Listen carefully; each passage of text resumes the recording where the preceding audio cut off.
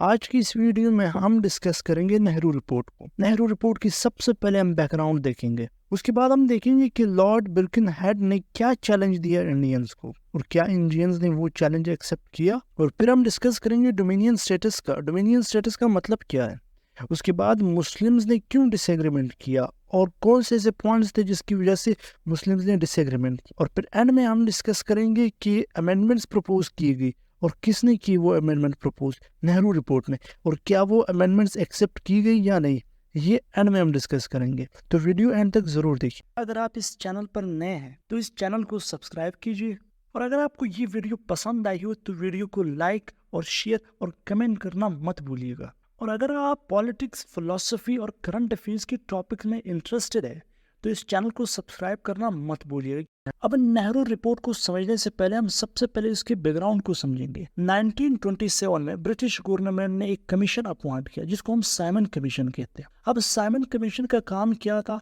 उसका काम था कि इंडिया में कॉन्स्टिट्यूशनल रिफॉर्म किए जाए, यानी सब कॉन्टिनेंट में कॉन्स्टिट्यूशनल रिफॉर्म किए जाए। अब इस कमीशन में एक इशू था। इशू ये कि इस कमीशन में कोई भी इंडियन मेंबर नहीं था, तो जिसकी वजह से यहाँ पर जो कांग्रेस और मुस्लिम लीग के जो लीडर्स थे और बाकी जो पॉलिटिकल पार्टीज थे उनके जो लीडर्स थे, उसने इस कमीशन को मानने से इनकार कर दिया। अब कोई इंडियन मेंबर्स ना होने की वजह से यहाँ जो पॉलिटिकल पार्टीज थे उन्होंने इस कमीशन को मानने से इनकार कर दिया, क्योंकि इस कमीशन में यहाँ के जो लोकल लोग हैं, यहाँ के जो लोकल लीडर्स हैं, उनको रिप्रेजेंटेशन नहीं दी गई। अब जब उन्होंने इस कमीशन को मानने से इनकार किया और ब्रिटिश गवर्नमेंट ने कोई भी चेंजेस नहीं की इस कमीशन में, बल्कि ब्रिटिश ने इंडियंस को ये चैलेंज किया कि अगर आप अपने लिए कॉन्स्टिट्यूशन बना सकते हैं तो आप अपने लिए खुद का कॉन्स्टिट्यूशन बना ले। अगर आप में ये एबिलिटी है कि आप कॉन्स्टिट्यूशन बना सकते हैं तो आप बना ले। अब लॉर्ड बिर्केनहेड जो secretary of state for India थे उस वक्त के, उन्होंने चैलेंज किया इंडियंस को कि आप अपने लिए कॉन्स्टिट्यूशन बना ले। अब इस चैलेंज को इंडियन लीडर्स ने एक्सेप्ट किया और उन्होंने 1928 में ऑल पार्टीज कॉन्फ्रेंस बुलाई और इस कॉन्फ्रेंस ने एक कमेटी अपॉइंट की under chairmanship of Motilal Nehru. अब इस कमेटी का काम क्या था? इस कमेटी का काम था कि फ्यूचर कॉन्स्टिट्यूशन बनाया जाए। अब हम नेहरू रिपोर्ट के की पॉइंट्स डिस्कस करेंगे। तो सबसे पहला पॉइंट है कि डोमिनियन स्टेटस फॉर इंडिया। तो नेहरू रिपोर्ट का जो सबसे पहला डिमांड था वो था कि डोमिनियन स्टेटस फॉर इंडिया। अब डोमिनियन स्टेटस का मतलब क्या है इसको आगे एक्सप्लेन करूंगा मैं। और नेक्स्ट जो पॉइंट है वो है there will be no state religion, यानी किसी रिलीजन को भी स्टेट रिलीजन डिक्लेयर नहीं किया जाएगा। और थर्ड पॉइंट है कि separate electorate will not be provided to any separate community, यानी किसी भी कम्युनिटी को सेपरेट इलेक्टोरेट नहीं दिए जाएंगे। और इस नेहरू रिपोर्ट के मुताबिक जो फॉर्म ऑफ गवर्नमेंट होगी इंडिया में वो फेडरल फॉर्म ऑफ गवर्नमेंट हो। अब नेक्स्ट जो पॉइंट वो है there should be a bicameral legislature at the centre. अब बाइकैमरल लेजिस्लेचर का क्या मतलब? बाइकैमरल लेजिस्लेचर का मतलब है कि टू हाउसेस हो, एक अपर हाउस और एक लोअर हाउस हो सेंटर में। और लास्ट जो पॉइंट है वो governor general would be the head, constitutional head. अब नेहरू रिपोर्ट का जो नेक्स्ट पॉइंट है वो है कि Sindh should be separated from Bombay to form a new province. But यहाँ पर एक कंडीशन है। अब कंडीशन क्या है? वो कंडीशन ये कि अगर सिंध फाइनेंशियली या इकोनॉमिकली स्टेबल है तभी उसे सेपरेट किया जाएगा बम्बई से। और लास्ट पार्ट है कि full provincial status should be given to NWFP and Baluchistan, यानी एनडब्ल्यूएफपी और बलूचिस्तान को प्रोविंशियल स्टेटस दिया जाएगा। तो ये थी नेहरू रिपोर्ट्स की पॉइंट्स। अब हम आगे जाकर डिस्कस करेंगे कि मुस्लिम लीग ने किन पॉइंट्स से डिसएग्री किया। उससे पहले हम डिस्कस करते हैं अब नेहरू रिपोर्ट की सबसे पहला पॉइंट जो था वो था डोमिनियन स्टेटस फॉर इंडिया। अब हम देखेंगे डोमिनियन स्टेटस क्या है। देखिए डोमिनियन स्टेटस को अगर हम सिंपल अल्फाज में एक्सप्लेन करें तो डोमिनियन स्टेटस का मतलब है कि जो रूलिंग कंट्री है, यानी जो कंट्री रूल कर रही है, वो अपनी कॉलोनियल टेरिटरी के सेल्फ गवर्नमेंट की अथॉरिटी को बढ़ा देती। यानी इसका मतलब ये है कि उसको ज्यादा फ्रीडम मिल जाता है, जो कॉलोनियल टेरिटरी है उसको फ्रीडम ज्यादा मिल जाता है, मगर कुछ सेक्टर्स में अभी भी उनको पावर ट्रांसफर नहीं की गई। मगर जब भी डोमिनियन स्टेटस मिलता है किसी भी कॉलोनियल टेरिटरी को, तो उसको अपनी डिफेंस पर अथॉरिटी नहीं होती, वो अपना डिफेंस डिसाइड नहीं कर सकता, वो अपने फॉरेन रिलेशन डिसाइड नहीं कर सकते। इन दो मेजर चीज़ों को वो डिसाइड नहीं कर सकते।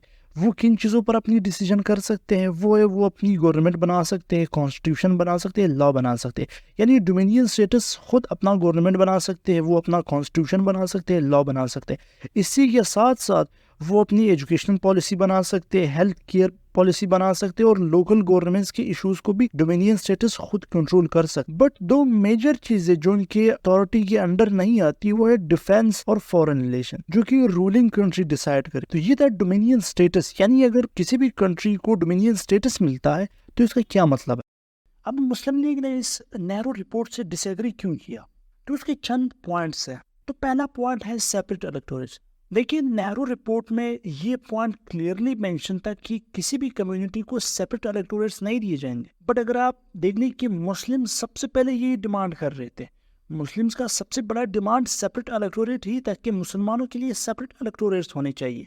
बट नेहरू रिपोर्ट में सेपरेट इलेक्टोरेट के पॉइंट को कम्प्लीटली रिजेक्ट किया गया, जिसकी बुनियाद पर मुस्लिम लीग ने इसे डिसएग्री किया। ये पहला पॉइंट था। तो सेकंड पॉइंट है reservation of seat in Punjab and Bengal. तो मुसलमानों की डिमांड ये थी कि पंजाब और बंगाल में मुसलमानों की जितनी पॉपुलेशन है उसके प्रोपोर्शन के मुताबिक, यानी पॉपुलेशन के प्रोपोर्शन के मुताबिक ही उन्हें सीट्स दिए जाए, और वो सीट रिजर्व होने चाहिए। याद रखिए, वो सीट्स रिजर्व होने चाहिए। ये पॉइंट इंपॉर्टेंट है। बट नेहरू रिपोर्ट में इस पॉइंट को भी इग्नोर किया गया। तो ये सेकंड डिसएग्रीमेंट थी मुस्लिम लीग। अब थर्ड पॉइंट है रिप्रेजेंटेशन।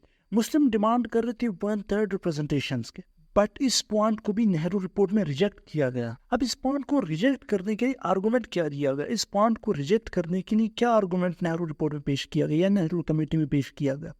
तो वो आर्गुमेंट ये था कि मुसलमानों की जो पॉपुलेशन है इंडिया में, ब्रिटिश इंडिया में जो पॉपुलेशन है वो 1/4 है। यानी मुसलमानों की जो ब्रिटिश इंडिया में पॉपुलेशन है वो 1/4 है ऑफ द टोटल पॉपुलेशन।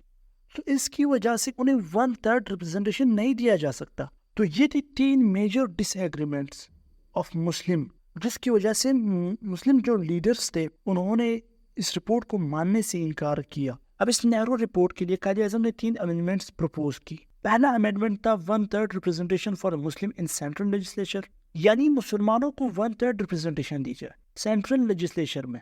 और नेक्स्ट पॉइंट, जिस तरह पीछे डिस्कस कर चुके हैं कि मुसलमान डिमांड कर रहे थे पंजाब एंड बंगाल में कि उन्हें उनकी पॉपुलेशन के प्रोपोर्शन के मुताबिक ही उन्हें रिजर्व सीट दिए जाए। तो यहाँ अमेंडमेंट्स पे भी कायदे आज़म ने वही प्रपोज किया। और थर्ड जो पॉइंट है वो है कि power should be given to province instead of central government. इस पॉइंट का क्या मतलब है, यहाँ देखिए तो मुस्लिम लीग क्यों आखिरकार इस चीज़ पर फोकस कर रही है कि प्रोविंस ज़्यादा ऑटोनोमस हो सेंटर से, यानी प्रोविंस के पास ज़्यादा पावर हो सेंटर की बजाय। उसकी रीज़न ये है कि सेंटर में उस वक्त सेंटर में कांग्रेस स्ट्रांग थी। तो अगर सेंटर स्ट्रांग होता तो कांग्रेस स्ट्रांग होती, कांग्रेस जो पार्टी है वो स्ट्रांग होती।